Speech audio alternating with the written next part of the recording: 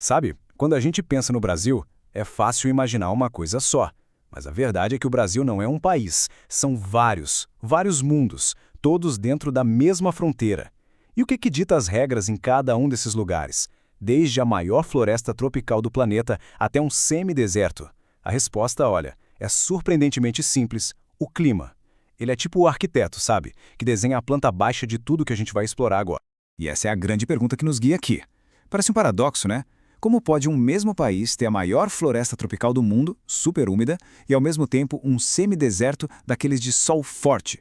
Pois é, essa aparente contradição revela a incrível complexidade ambiental do Brasil. Vamos mergulhar nisso. Essa imagem aqui, bom, essa é a imagem clássica do Brasil que todo mundo conhece, né? A imensidão verde da Amazônia. E sem dúvida é uma parte fundamental da identidade do país. Mas o que vamos ver hoje é que essa imagem é só o primeiro capítulo de uma história muito mais diversa. Então, para a gente entender como paisagens tão diferentes podem existir lado a lado, a gente precisa olhar primeiro para as plantas do arquiteto. Ou seja, as forças invisíveis que moldam tudo. E no caso do Brasil, essas plantas são seus 6 tipos de clima. E aqui está o nosso mapa do tesouro. Como a maior parte do Brasil está na zona tropical, a regra geral é calor e umidade. Mas o segredo, como sempre, está nas variações. Reparem só como essas cores se espalham pelo mapa. Cada uma delas representa um conjunto de regras diferentes que a natureza precisa seguir.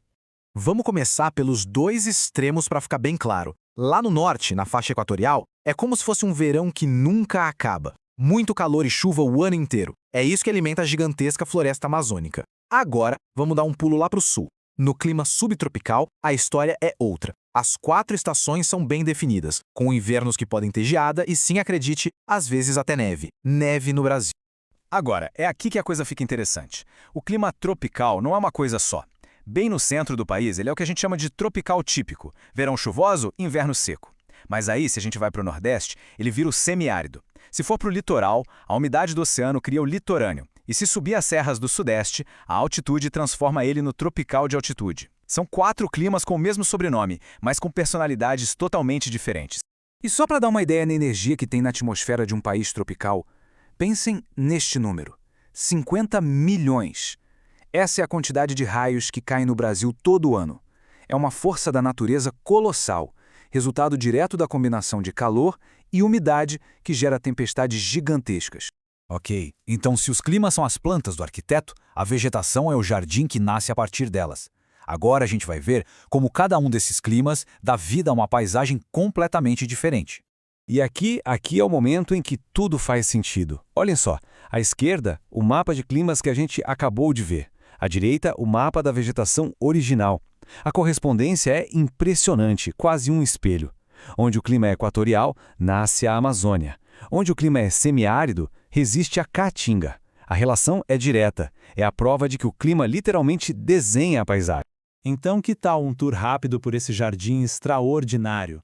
Vamos dar uma olhada nos principais biomas que o clima brasileiro construiu. Nossa primeira parada, o Cerrado. Ele cobre mais de 20% do país. Sob a influência do clima tropical, com aquela longa estação seca, suas árvores de troncos retorcidos e capins altos formam a savana mais rica em biodiversidade do mundo. Agora, a gente viaja para o coração do clima semiárido, que dá origem à Caatinga. O nome, em tupi-guarani, significa mata branca, por causa da aparência dela na seca, quando as plantas perdem as folhas para economizar água. Aqui, cada ser vivo, como esses cactos, é um mestre na arte de sobreviver. Descendo lá para o sul, o clima subtropical mais frio cria uma paisagem única: a mata de araucárias. As estrelas aqui são essas árvores imponentes, que parecem candelabros, sabe? Elas são perfeitamente adaptadas para aguentar as geadas do inverno.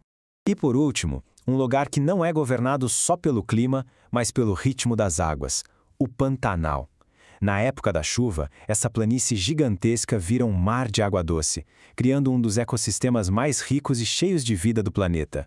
Mas essa história não estaria completa se a gente não falasse de uma outra força. Nos últimos 500 anos, uma nova mão, poderosa e transformadora, começou a redesenhar esse jardim, a mão humana. E o impacto dela mudou tudo. Vamos pegar a Mata Atlântica. Era uma floresta exuberante que cobria quase toda a nossa costa. Foi o primeiro bioma que os colonizadores encontraram. Hoje, por causa das cidades, da agricultura, o que sobrou é isso aí. 12,4%. É um número que choca, né? E se o número anterior já é ruim, a situação da mata de araucárias é ainda mais dramática. A extração de madeira para a indústria de móveis e construção deixou só isso, 3%.